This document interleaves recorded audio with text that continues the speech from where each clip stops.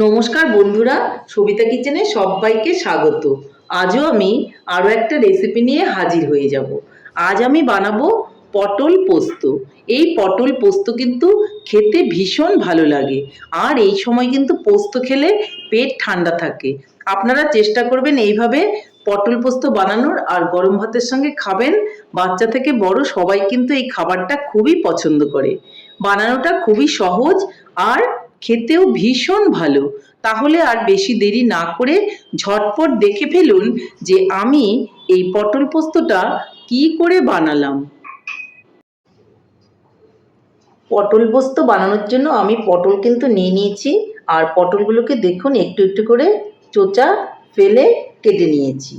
আর দেখুন অল্প একটু আমি সঙ্গে আলু দেব, একটু আলু নিয়ে নিয়েছি। এগুলোকে খুব ভালো করে আমি ধুয়ে নেব। খুব ভালো করে আমি পটল আর আলুগুলোকে কিন্তু ধুয়ে নিয়েছি। এর মধ্যে এখন আমি লবণ মেখে নেব।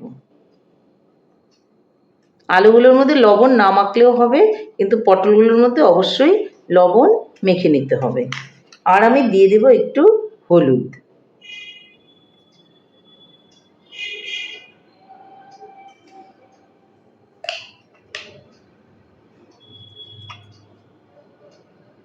আলুটার মধ্যেও একটু দিয়ে দিলাম।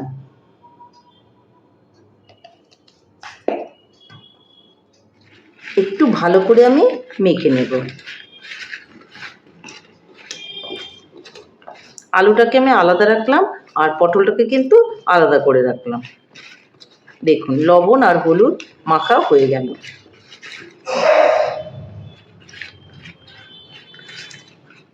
আমি মোটামুটি 5 থেকে 10 মিনিট লবণ হলুদটা মেখে রাখবো, তাহলে খুব ভালো হবে। তাহলে 5 থেকে 10 মিনিট বাদে আমি আবার ফিরে আসছি।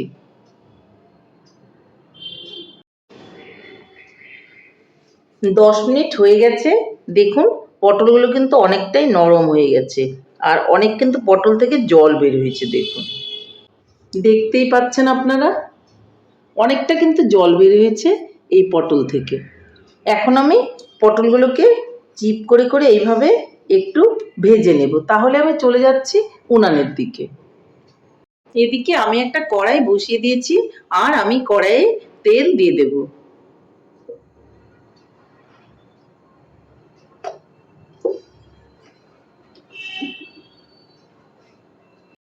তেলটা কিন্তু গরম হয়ে গেছে। এখন আমি পটলগুলোকে ভেজে নেব।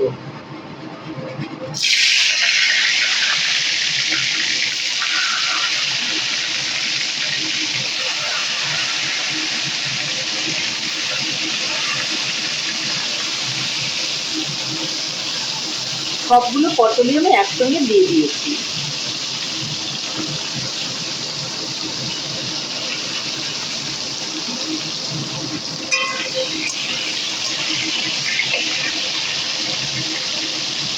খুব ভালো করে পটলগুলোকে ভেজে নেব।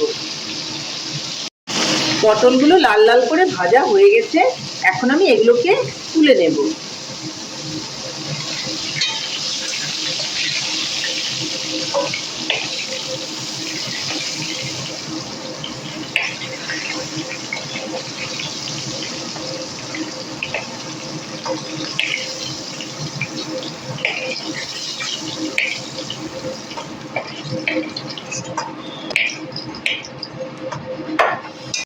বন্ধুরা, পটল ভাজার পর তেলটা অনেক ছিল, যার জন্য আমি তেলটাকে একটু তুলে নিয়েছি। এতগুলো তেল লাগবে না। অল্প করে দিয়ে দেব কালো জিরে। এখন আমি আলুগুলোকে দিয়ে দেব।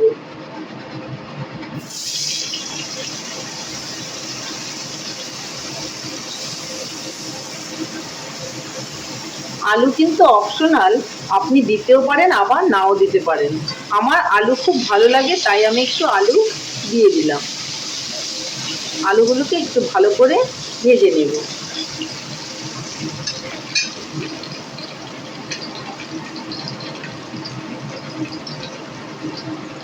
আমি এর মধ্যে এখন একটু লবণ দিয়ে দেব, আর দিয়ে দেব অল্প করে হলুদ। একটু নেড়ে চেড়ে আমি পোস্ত আর কাঁচা লঙ্কা বেটে রেখেছিলাম সেটাকে এখন দিয়ে দেব।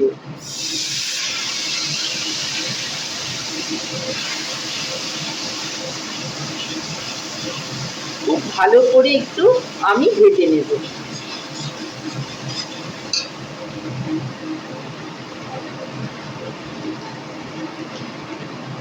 বাটিটা ধুয়েও একটু জল দিয়ে দেব।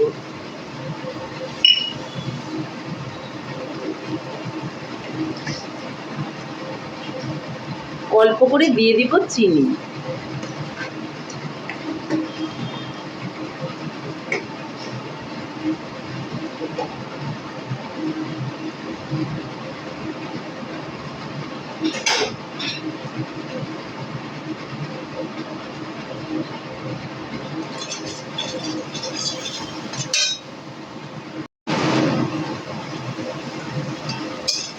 একটু নেড়ে চেড়ে পোস্তটাকে ভেজে নিয়েছি, আর আলুটা সেদ্ধ হওয়ার জন্য অল্প করে দিয়ে দিব জল। অবশ্যই কিন্তু গরম জল আপনারা ব্যবহার করবেন।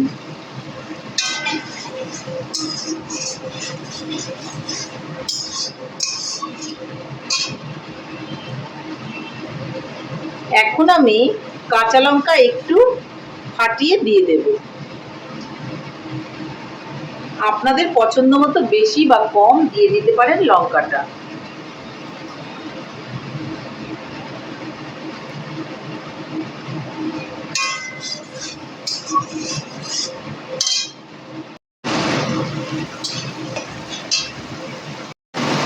দেখুন বন্ধুরা, আমি জল দিয়েছিলাম আলুগুলো সেদ্ধ হওয়ার জন্য। আলুগুলো কিন্তু সেদ্ধ হয়ে গেছে, দেখুন টুকরো হয়ে যাচ্ছে। এখন এর মধ্যে আমি পটলগুলোকে দিয়ে দেব। পটলগুলো দিয়ে আমি পোস্তর সঙ্গে একটু ভালো করে নেড়ে চেড়ে নেব।